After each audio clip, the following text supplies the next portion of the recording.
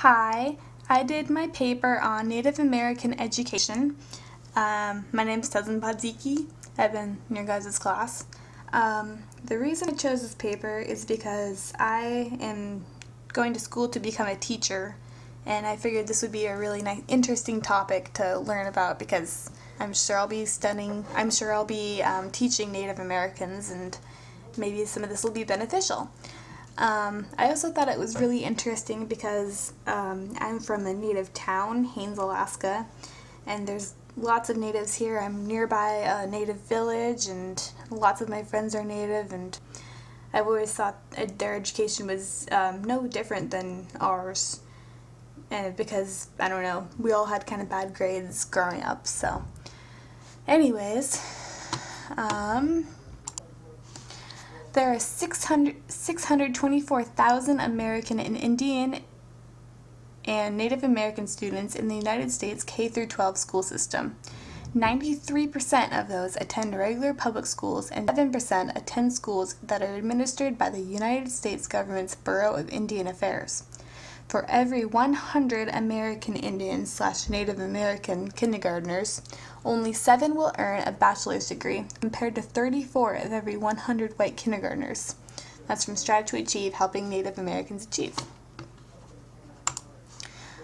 Only 71% of American Indians and Native Americans have a high school diploma, and only 11% have a Bachelor of Arts degree.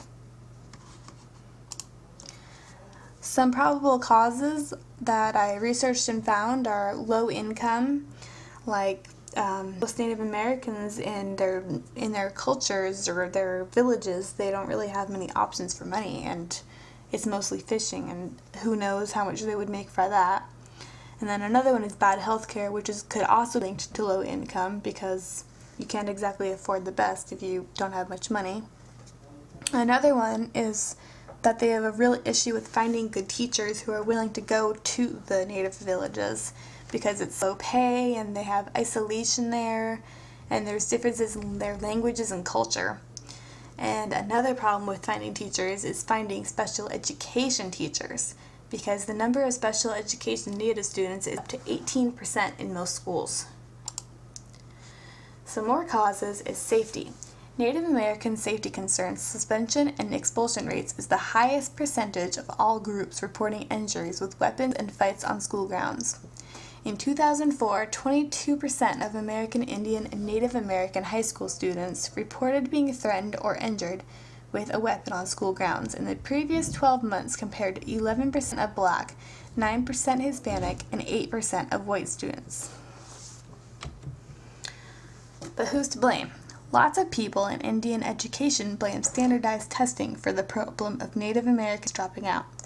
For example, the Washington Assessment of Student Learning, which is a test that students are required to pass and graduate high school. Critics say it is advertently racist by expecting all students to meet a standard that groups may have difficulty meeting. Michael Pavel is a Skokomish tribal member and a professor at Washington State University, who believes that another contributing factor to high dropout rates is the history that native tribes have had with European settlers, things including war, disease, and marginalization. We have to understand that the historical influence of colonization, the impact of that history, can be felt. An example Michael uses is Native American boarding schools. During the late 1800s to mid-1900s, boarding schools opened all over the country, some of which were run by the government and some were missionary schools. Both of them took away children from their families and culture to make them normal, which obviously had an impact of Native Americans and how they felt about themselves and culture, especially since the missionary schools tried to convert them to Christianity. Interesting enough, other studies have shown that schools specifically for Native Americans and other minorities, when tested, 4th graders scored an average of a 181 on a 500-point scale, which is 25 points less than Native Americans who are attending public schools. The same study also showed a 23-point gap between 8th graders, and that more than 1/3 of Native American students are struggling in reading and math, and those scores have stayed basically the same since 2005.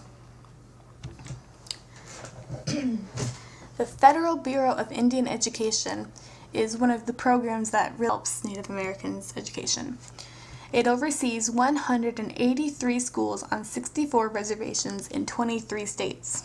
The mission statement of the Federal Bureau of Indian Education is, as states in Title 25 SVR Part 32.3, the Federal Bureau of Indian Education's mission is to provide quality education opportunities from early childhood through life in accordance with the tribe's need for cultural and economic well-being in keeping with the wide diversity of Indian tribes and Native American villages, as the states. Further, the Federal Bureau of Indian Education is to manifest consideration of the whole person by taking into account the spiritual, mental, physical, and cultural aspect of the individual within his or her family and tribal or village context. After reading about the Federal Bureau of Indian Education, I got kind of interested in history, so here's kind of a lot of Indian education started in 1819 after the Indian Civilization Act that authorized up to $10,000 a year to support the efforts of religious groups and interested individuals to live among and teach Indians.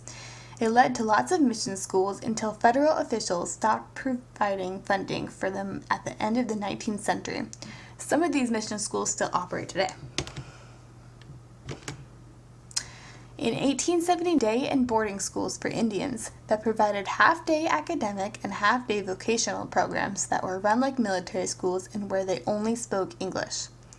In 1934, the Indian New Deal came to be, which granted certain rights to Native Americans. Also, the Johnson-O'Malley Act passed, which allowed the U.S. Secretary of the Interior to pay for the education of Indian students. In 1968, the Navajo Community College was founded, which was the first tribal college. It was founded because of the high dropout rates of Native Americans and was in order to hope that more would go to college. In 1970, the American Indian movement opened a few small schools as an alternative to public and Bureau of Indian Education schools with high dropout rates. They were known as survival schools. In 1990, the Language Revitalization Act happened, which declared a federal policy to preserve, protect, and promote the rights and freedoms of Native Americans to use, practice, and develop their language. In 2001, there was the No Child Left Behind Act, which I thought was kind of cool because that's when I was in middle school, which was created to raise the low academic achievements of minority students, raised achievement every year for everyone but Native Americans. In 2006, the Esther Martinez Native American Language Preservation Act was used to preserve languages by using them as the main language in Indian immersion schools. Sadly, from the studies done by Educator Trust in 2013, there were no improvements in Indian achievements since 2005. There were gains in 8th grade math, but none in 8th grade reading or 4th grade reading or math. So what can we do about this? It seems like there have been so many studies and so little changes, especially from the studies that showed that there have been no changes in 2005, and it's now 2014. But I'm sure that someday that someone will come up with a solution and something will happen to raise Native Americans' things. I'm sure that something will be done and that it will be raised and we'll figure out this problem together after maybe some more studies. And every day there's more and more that's happening, especially the Federal Bureau of Indian Education. I went on their website and I explored it, and they are doing so much, and they have so many schools and so much activities that they do. And it's really amazing, and I thought it was very interesting. And that's it. There's my references.